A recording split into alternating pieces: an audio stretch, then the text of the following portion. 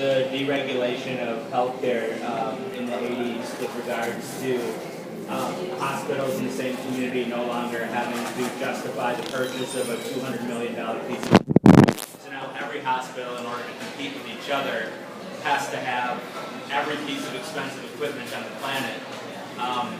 Like, do you feel that there's potentially a role for re-regulation of that with regards to keeping healthcare costs under control?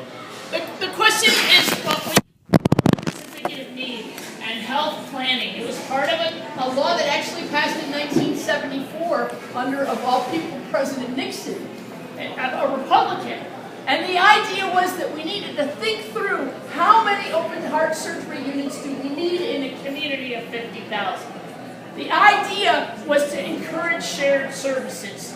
It's definitely something that we've grappled with in the state. And when we wrote you may remember, 5 years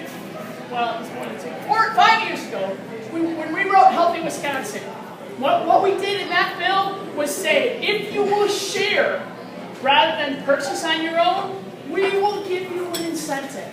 We will give you resources, more resources, if you share.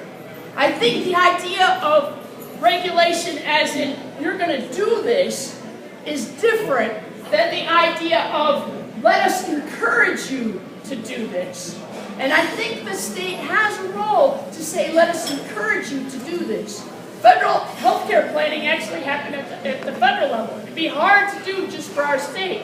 But I think the idea of let us encourage you to do this is actually very possible. If we created this kind of exchange where I was talking about like Travelocity, where you go in and you choose your plans, and they're very transparent and they're very comparable, the plan that was doing a good job at sharing services would actually move up on the list. Does that make sense? So there's definitely a way to do that.